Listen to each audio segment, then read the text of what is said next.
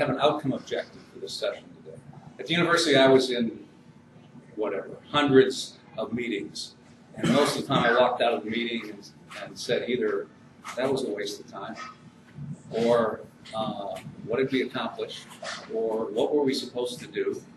And so I got to a point where I didn't want to be in a meeting unless I was chairing it, and I began the meeting with the outcome objective. So I have an outcome objective for this session, and that is that when you walk out the door at the end of remarks today in our conversation, you are encouraged and have an impetus to think about not only where are you going and where have you been and what have you liked about it, but also what have I learned about myself from all this travel, being to all the places that you have been.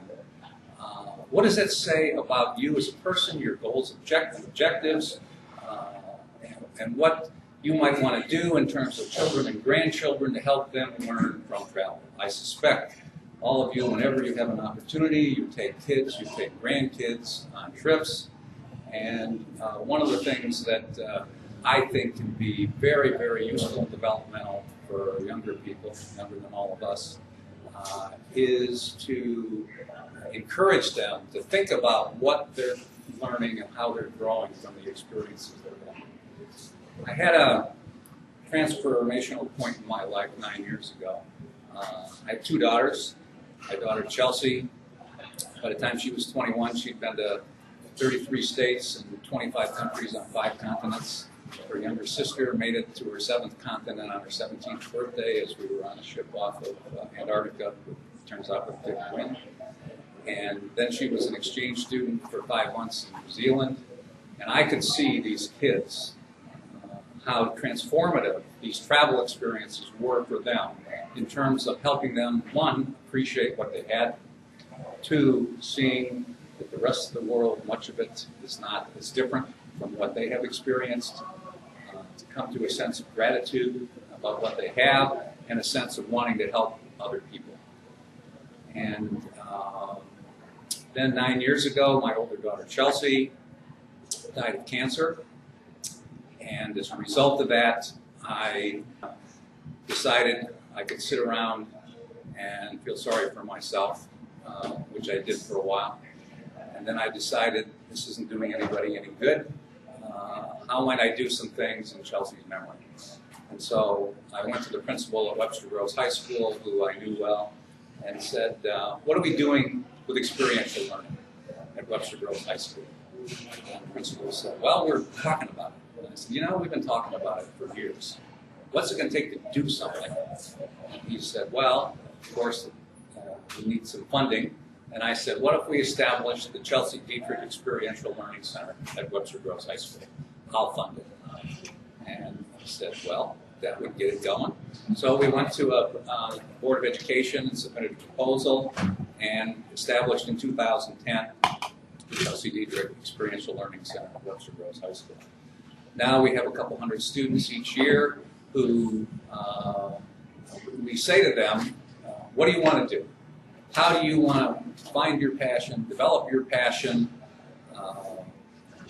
What can we do to help you? Because my experience had always been that as kids grow up, they have all these experiences with friends, with family, with school, away from school, and we as adults do somewhere between very little and nothing to help them learn from these experiences. And so, and the whole, most of the educational process for high school kids is you must take these credits and these courses and do these things, and we hope you like it. If you don't, that's too bad. That's what the education is. The Chelsea Center says, what would you like to do? Would you like to travel? Where would you like to go? Would you like to have an internship? Would you like to do some job shadowing? Would you like to do volunteer projects? What is it you would like to do? And we put together experiential opportunities for the kids. And then we have a 3-part process with it, kind of a pre, during, and post. Before they start their project, what are you going to do? What expectations do you have about this thing that you're going to get involved with, whether it's travel or work or whatever it is? Who are the people you're going to be interacting with? What are the potential challenges you anticipate? how might you learn about the organization or the place, as well as learn about yourself? And so to begin a whole thought process of how might you learn from the experiences you're about to have. Then during their internship or their travel or their whatever, they keep a journal and they interview people. And in the journal, we say, what you want you to do is on a daily or every other day basis, sit down and say to yourself, today was a really good day. Why? How? What was there about it that made it a good day? Or today was a lousy day. Why? How was it lousy? How could it have gone differently and better?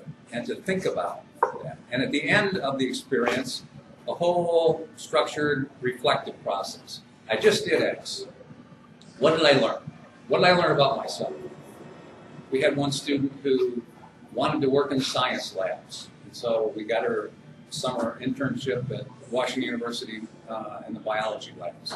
And she came back and she gave her presentation at the end and said, you know, this was a really good experience for me. I never, ever want to see the inside of a lab again. I don't know what I thought it was going to be, but it was very different. Well, that was what we were looking for, to help people, not that she goes off to college and spends time in an area that she thinks she might like to do but had no experience in, to have an experiential opportunity. We had another kid who said, I want to be a surgeon. Okay. We lined him up with a doctor, and he stood like this next to a doctor in an operating room for 8 hours one day. And talked with the doctor and saw it all. And at the end, the doctor said, is there any particular kind of surgery you think you might be interested in? This 16-year-old kid says, neurosurgery. Like he knew what neurosurgery. The doctor gets his phone out of his pocket, calls his friend a neurosurgeon, and a week later he was in neurosurgery standing next to a doctor. That was 6 years ago, and this kid is now in medical school. And this kid, when he talks about that experience, life-changing experience for this kid. Now, obviously, not everybody has a life-changing experience, but the goal of the Chelsea Center at Webster Groves High School is to provide experiential opportunities and to help kids learn from those experiences. There's a second Chelsea Center. It's in Nepal, Kathmandu. I was traveling to Nepal in 2007. I'd always wanted to see the Himalayas, but I'd never been there. And the political situation was not good. And finally, 2007, there was kind of a relenting of craziness, so I went over there. And on that visit, I asked around, are there any reputable charities that, you might recommend? And 2 people said, this American guy started this orphanage. He's got a bunch of kids, and they seem to be doing good things. Well, long story short, I ended up getting involved with the orphanage. I asked them what their number one need was, and they said, we really need a vocational education center for our kids. Many of our kids came to us age 6, 8, 10, 12. Many of them were Kamlari, which their parents sold them into indentured servitude, and they were rescued, and they ended up with us. They hadn't had any education, so they were way behind. And so the director of the Nepal Orphans Home said, if we had an educational center where we could provide vocational education, life skills training, this would be very useful. So we established the Chelsea Education and Community Center in Nepal about 2 years ago. We got a request from out of the blue. A man said, I'm a consultant. I represent the bank in Switzerland. We have a client who would like to help orphanages in third world countries. We've done a kind of an extensive web search. Your organization popped out as one that seemed to be well managed, have a good board of directors, and so forth. And we'd like you to give us a proposal. What would you do with $300,000? Okay. So we were renting a building for the Chelsea Center at that point. We said we would build a Chelsea Center building. And here's what we would do. And we got the grant. We did the building dedication April 22nd last year. It's a wonderful building. When we were renting the building, we had all our kids come from after school from 4 to 6 to the Chelsea Center. And we did vocational ed and life skills kind of training. And our director said, you know, this building is just sitting here all day. What if we offered basic Nepali language and English classes to local women? And I said, well, let's do that. Why don't you put something out in the community, and if we get 15 women, we'll hire a teacher and we'll do this. So we put something out in the community, and 122 women signed. He says, now what do you want to do? And I said, well, can you find people to teach? He said, I think so. I said, take them all. And we did. And now it's 3 years later, and we work with 250 women in the Chelsea Center. Our kind of tagline for the women is education, engagement, and empowerment. And we have classes in basic English, some in basic Nepali. Many of these women had never set foot in a classroom. Their age ranges from 25 to 72. We have one 72-year-old woman who comes every day, 6 days a week, takes 4 classes. She's an inspiration to the other women. And the Chelsea Center over there, I think, is adding value, and it is in Chelsea's memory that this is all done, which gives me some solace that her brief life had ongoing value for people in students, kids in Webster Groves, Missouri, Nepal. And along the way, I had an African student live in my house for 3 years in Webster Groves, and he now works for the U.S. Embassy in Ouagadougou, and we have some Chelsea scholars in Burkina Faso. Which is all to say that no matter what comes your way in terms of challenges, there are ways to take suffering and difficulty and make some good out of it. And in terms of, for all of you, I think that I would encourage you. How many of you have goals from your travel beyond X number of countries? Have thought about what goals you have for your travel? This is typical.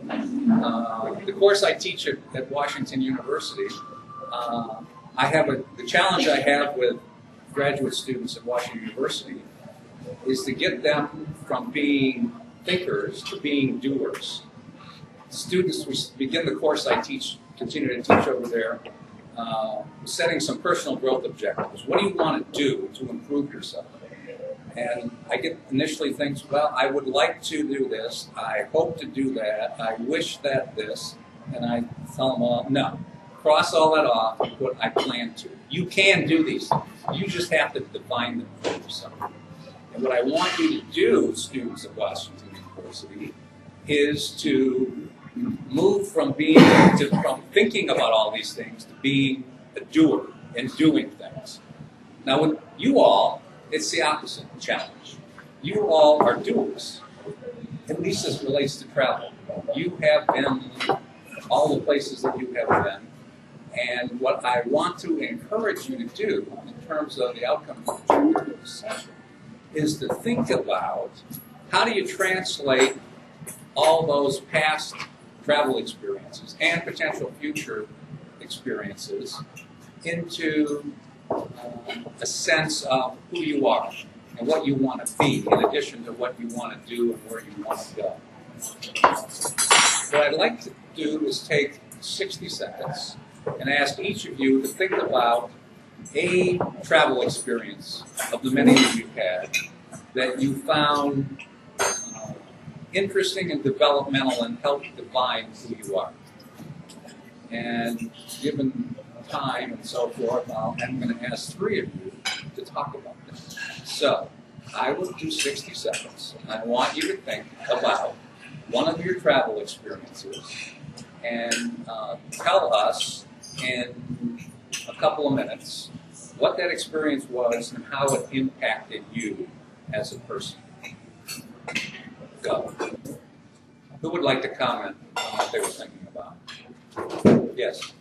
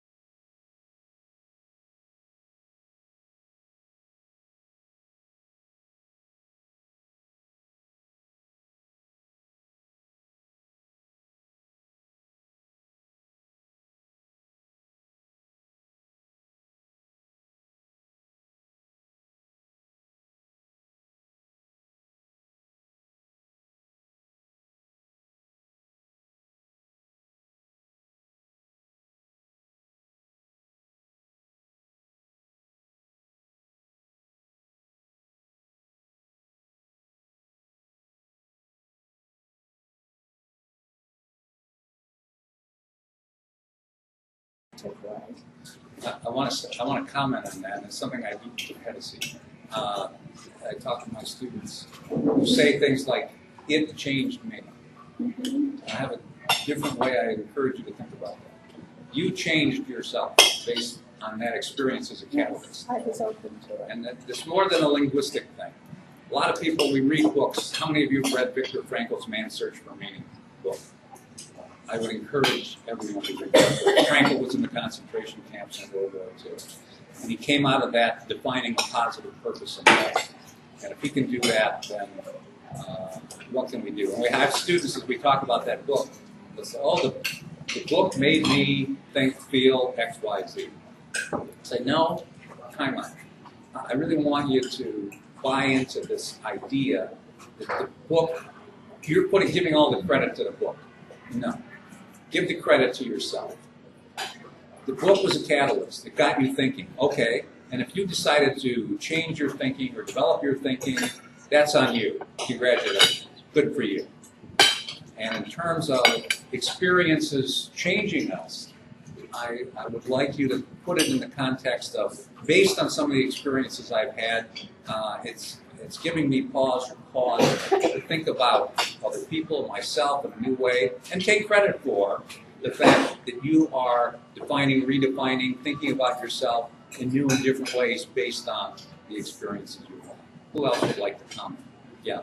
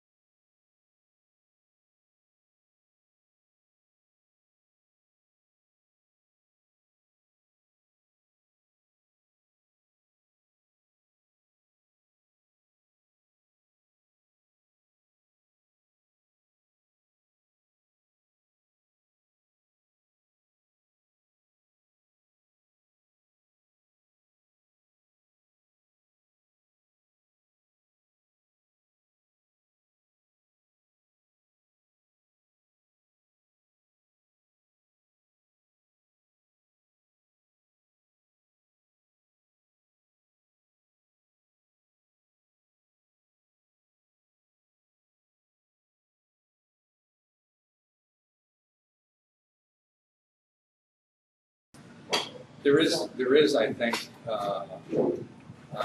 potential contagion, both positive or negative, from the experiences we have. We tend to generalize, and people generalize about Americans, and we tend to generalize about other groups of people. And I think it's a very good comment that how we act, interact, conduct ourselves in all our international travels We are ambassadors, whether we like it or not. And as other people in the world see who we are and how we treat them, it has an impact on how they think about our whole country.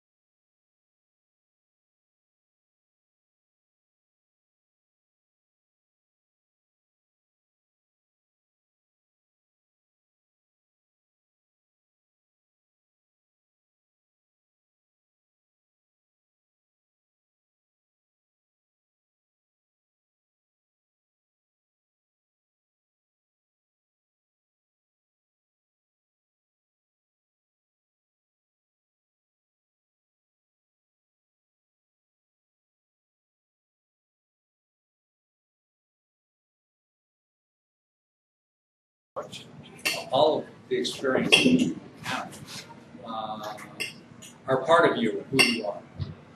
And you have been shaped by the experiences that you've had, particularly the group sitting around this table, having had the opportunity to see so many parts of the world and kinds of peoples and cultures. You know how lucky and fortunate you are to have been in the position to be able to do what you have done.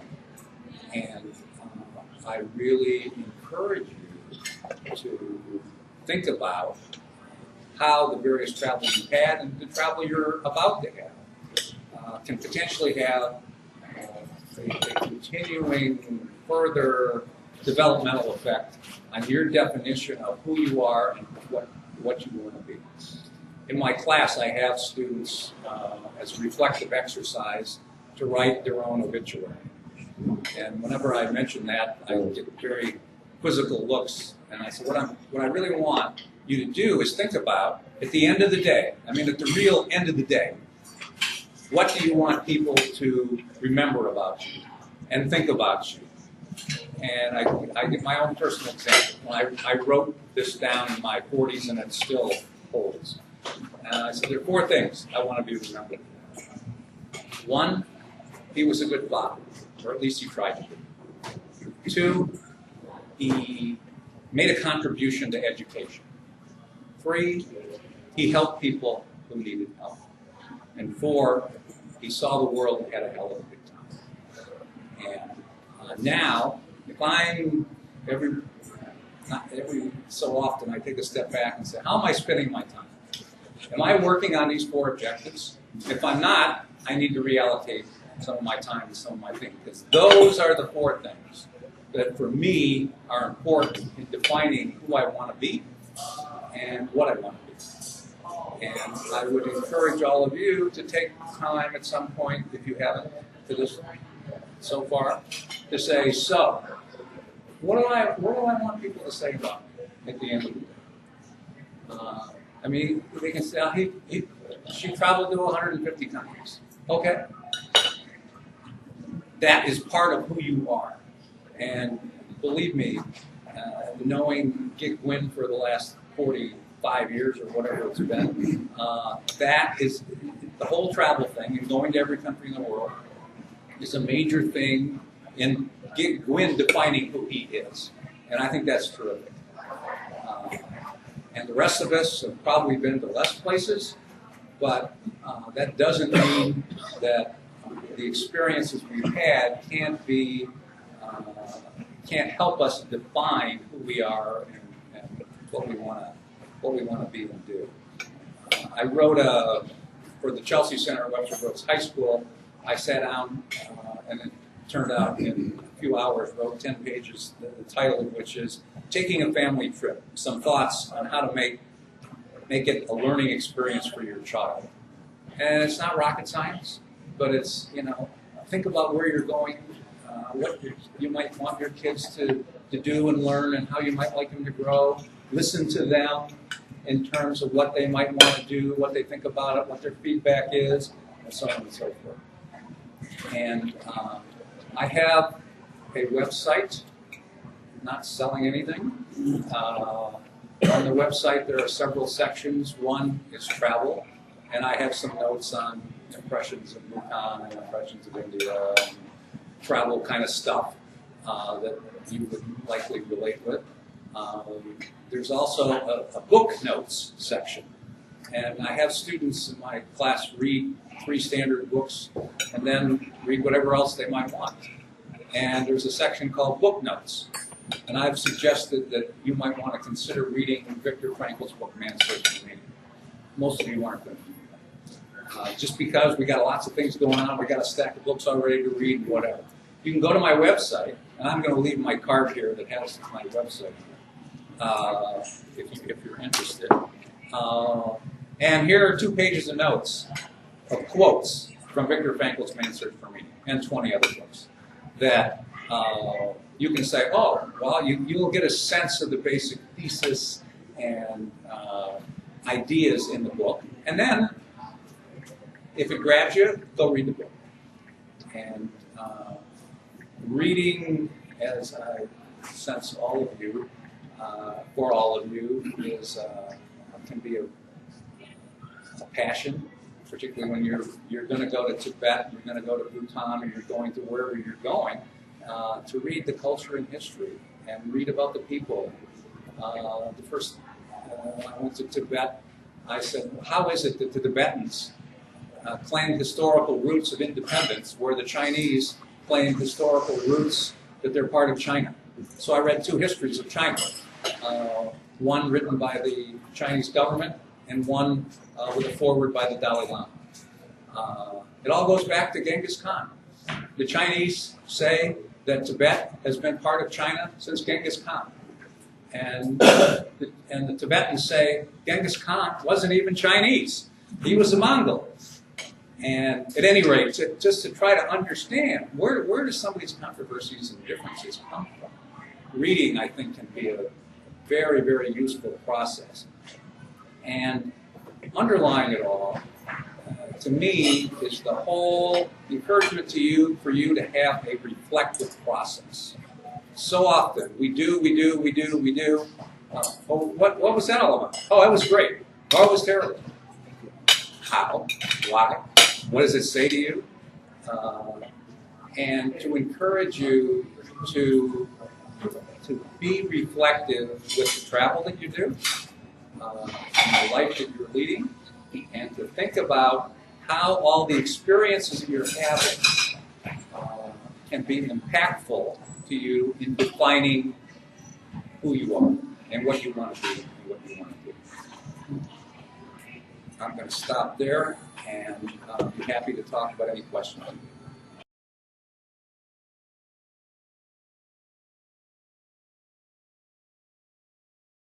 Viktor Frankl's Man's Search for Meaning. And it was written in late 1940s. And it was interesting. 3 years ago, Jimmy Fallon screwed up his finger. He was off the air for 6 weeks with recovery and whatnot. And the first show back, he said, well, people ask me, what did you do? You weren't working for 6 weeks. He said, I read a lot of books. He said, I want to tell you about one of them. Viktor Frankl's Man's Search for Meaning. Jimmy Fallon. Okay. It's a powerful book. In my class, we talk about what everybody who read the book got out of it, and there's 30 different things you can get from that book. 2 that I want everybody to keep in their mind who are in the class. First is choice. You don't often get to choose your circumstances. I certainly didn't get to choose the circumstance of my daughter's cancer. Viktor Frankl didn't get to choose the fact that he was in a concentration camp. But Viktor Frankl was able to say, whatever circumstances I'm in, I do get to choose my attitude about how I'm going to deal with the problems and challenges of life. Just as when my daughter died, I had a choice to revert to a small room and feel sorry for myself, or do something. That was a choice I made.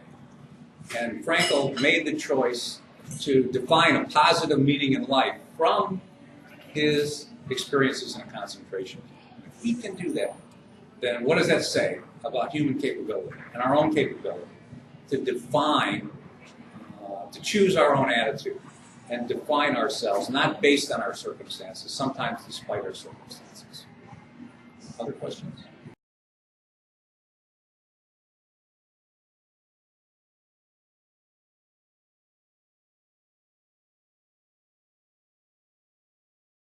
Let me give a little background. So this 2-page piece, this is a copy of it, in my travels say, why do people travel? And I say, my experience. It's also interesting as a sidelight. I say to my students, if you begin any discussion with, in my experience, X, you're always right. Nobody can argue with you. They may well say, well, my experience is different.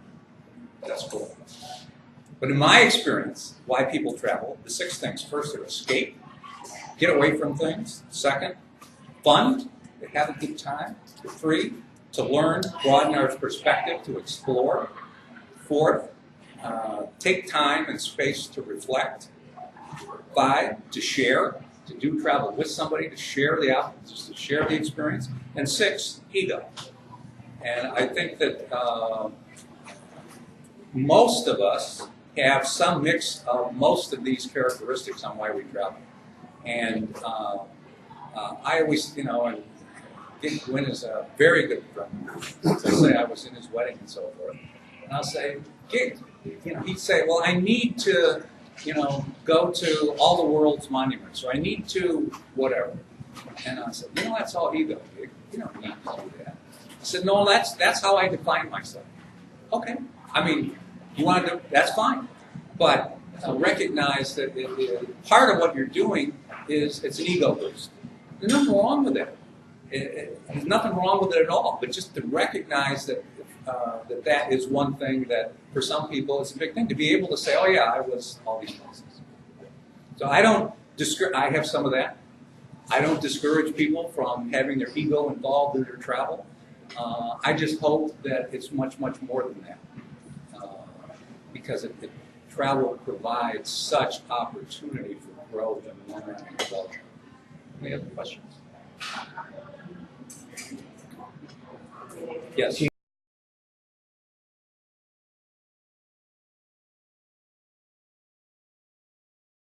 Which I think is a very good question. I was at this orphanage in Nepal one Thanksgiving, and the director told the 140 kids what our Thanksgiving was all about and so forth, and ended up saying, I would like you to write about the greatest gift you could give to someone. And I read all 140 essays, that they were, and about half the kids did not say what was the greatest gift they could ever give. They talked about the greatest gift they ever got. And 100% of them said it was to be in the orphanage, because they were all rescued from terrible situations. And they were so grateful that they got this gift of having a life that before they came to the orphanage, they just didn't have. And that always was impactful for me, the gratitude that they saw for, you think kids are in an orphanage. How bad does it get? Well, for these kids, that was so much better. And in terms of your question, I think the greatest gift I've ever gotten is to see the gratitude of people around the world that I've helped in various ways.